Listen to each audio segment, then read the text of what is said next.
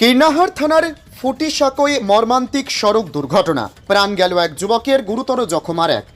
শনিবার দুপুর 12:15 নাগাদ বীরভূম জেলার কীর্ণাহার থানার অন্তর্গত ফুটিসাঁকো সংলগ্ন সিউড়ি কাটোয়া রাজ্য সড়কে ঘটল এক ভয়াবহ সড়ক দুর্ঘটনা। প্রত্যক্ষদর্শীদের বর্ণনা অনুযায়ী কীর্ণাহারের দিক থেকে আসা একটি মোটর বাইকে দুই যুবক পূর্ব বর্ধমানের দিকে যাচ্ছিলেন।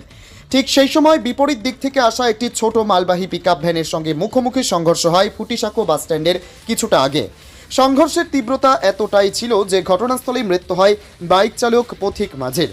তার সঙ্গী গুরুতরভাবে আহত হন।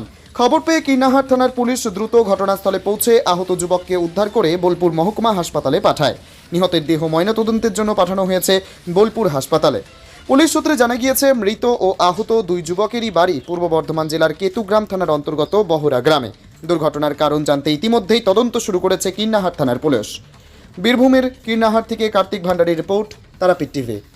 যেখানে বাঁ দিকে আসছি, এবার আমার পিছনে বাইক আসছে, কিন্নার থেকে ও ফুটিসাঁকো দিয়ে আসছে।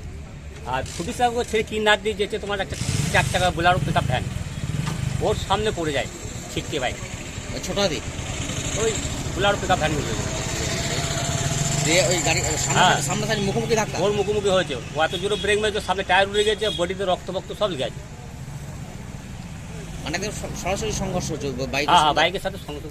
কয়জনের মৃত্যু হয়েছে? একজন মৃত্যু হয়েছে আর একজন বেঁচে আছে। কতটা বয়স হবে ওদের? বয়স কতটা হবে? বয়স কত হবে? 22-23 এরকম হবে। কিসে ছিল তারা? বাইকে দুজন বাইকে ছিল। হেলমেট ছিল? তা হেলমেট ছিল না, হেলমেট ছিল না। তাও পিছনে যে বসে ছিল ওকে বলছে বারবার যে গাড়ি আসতে চালা, এত জোরে চালাস না গাড়ি। ও তুমি মানে বাস থেকে দেখছিলে? না, ওর যে ছেলেটা বসে ছিল বলছিল তো যে পড়েছিল ভাই। তুমি কোন বাসের ড্রাইভার? আপনি নতুন নাম বলবো, লক্ষ্মী জানাতো। কি নাম তোমার? স্বপন ঘোষ। স্বপন